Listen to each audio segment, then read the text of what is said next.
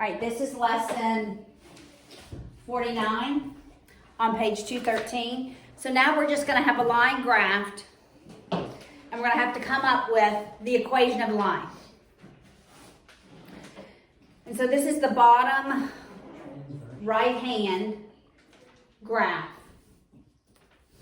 So when you look at the graph, you need to find 2 points that cross the numbers, like even numbers. We don't want fractions. So we see it crosses the x-axis at 4. So what is the point? What is that point? The coordinate point. 0. What? Oh, 0. What's the x value? 4, 0. That's a coordinate point. All right? And I see up here, it's sort of at an even at the very top. And that coordinate point is, look, at the very top of your graph. Look in the book, because that's what you're going to have to do. 3, 6. It's 3, 6. Wait, where did you say that? Yeah. At the very top of the book. I mean, the graph. Oh, right here. Yes. Right here. Right here. 3, 6. You see it? I see 6. Okay. 3. You see 3? Everybody see 3, 6? You see 3, 6? Here. Oh, it is 3, Oh, yes. 6. Okay, so you've got to find 2 points. Then we can come up with the equation. First thing you do, you're not going to see the x-intercept. But we want it in y equals mx plus b format. M is the what? Slope. Is this slope going to be positive or negative? Positive. No, it's falling. Negative. Okay, so I'm going to go ahead and lock that in my brain. It's falling. It's going to be negative. Yeah, with a little car on it. Yes, it's going to slide down. That's what Angel wasn't telling me. B is the That's the Y. y-intercept. It's going to be somewhere way up here, right? 'Cause if it keeps going, at some point it's going to cross the y-axis. It's not going to be down here because this one's going away from the y-axis, right? All right, so the first thing we're going to do is slope. What's the formula of the slope? Rise over run, or give me the formula. Y2 minus Y1 over X2 minus X1. That's right. What is that? Yes. All right, label your coordinate points. It doesn't matter which ones are 1, which ones are 2, but you have to label them in order to plug them in right. All right, so in my numerator, I have 6 minus 0. In my denominator, I have 3 minus 4. So that's 6 over negative 1. That's negative 6. That's my slope. I'm just going to use that formula to calculate the slope.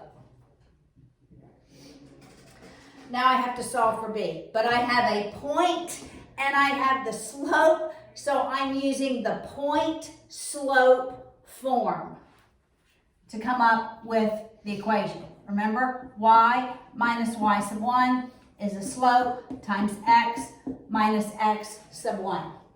Using the point slope. And I'm going to use this point. Doesn't matter which point you use. You'll come up with the same equation. So this is y minus 0 is the slope, negative 6, times x minus the x coordinate. On the left-hand side, it was easy because I can just ignore the 0, right? And distribute the negative 6. And it's negative 6x plus 24. And it makes sense. My y-intercept is going to be positive 24, so it's going to be way up there somewhere.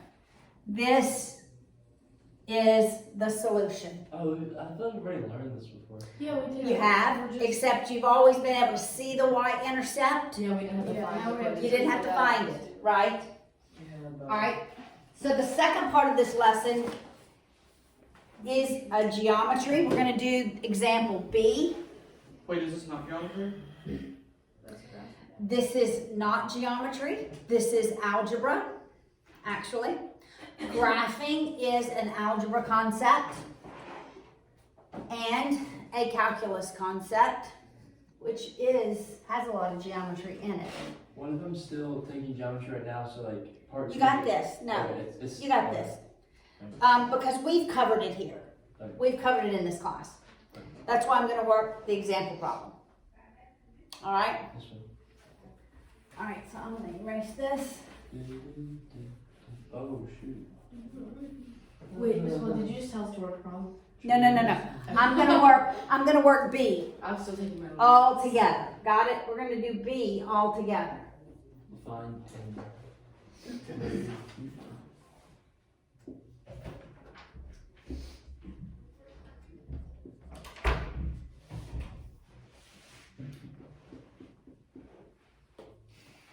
Okay. We have to be able to solve for the side of N. I have the hypotenuse, right? I can use trig, SOHCAHTOA, one of those two, but I need either an angle or the length of another side. There's no way that I can come up with the length of another side, but I can come up with an angle. All right, so what angle is equivalent to the 114? I'm gonna, 2 is. 2 and 4. 2 and 4. Yes, 2 and 4 both equal 114. All right, these are corresponding angles. or reflex angles. Wait, They're not well, actually 114 degrees is a reflex angle because actually it's obtuse. Greater than 180 is reflex. I mean, wait, it's what's These are corresponding. With the opposite. These are corresponding. These are alternate interior. What's the word? I just learned in geometry. Alternate interior or corresponding. All right. So if I have 114, how is angle 3 related to angle 4? Well, 180 minus 150 gives you the 3. Bless you. That's right. And now you have one. I have one. No, mine is, or These 3 and 4 are supplementary. Okay. So what is angle 3? 180 minus 114. Which is? would that be 64? It's a number. Okay, so it's going to be 66. It's 66. And So then this angle is 66 degrees. So 90 No, one minus is 66. Okay, that's all I need. 66. Now, what side is in relation to the 66 degree angle? It's opposite. And what's the 100? Hypotenuse. So what trig ratio am I going to use? Okay, so opposite. Isn't that close? Sine. Sine of 66 degrees equals the opposite over the hypotenuse. Right? What do? I look at the angle and I ask myself, what sides do I have in relation to that angle? And that dictates what trig ratio I'm using. Why are you using sine? Okay, somebody explain why we're using sine. That's the opposite. That's the reverse or the opposite, and then you're using the hypotenuse. So it'd be Sine. Okay. That's right. You look at what you have. I still don't understand how you know which one you want to use. I Can you, know, because I keep messing still, up with my yeah. right. Which one do I know that? Okay, look. I have this angle blue. I know that this is the adjacent, that's the opposite, that's the hypotenuse. I know nothing about the adjacent. I'm not solving for the adjacent. So you have to find one that does not have the adjacent in it. So I reverse. So I'm not looking at the adjacent. I'm solving for the opposite. I have the hypotenuse. But the opposite and the adjacent are dependent on what side you're coming from. That's correct. That's why I keep messing them up. Yes. So like if you're solving for y and it's all the way at the bottom, that's the adjacent. If you have an angle on the inside and you're at the top, then it would be the opposite. Correct. That's why I keep messing them up. Yes. All right, how do I solve for n? Oh, you. Multiply by 100. That's correct. I'm multiplying by 100 on both sides. What's 100 times the sine of 66? 91.35.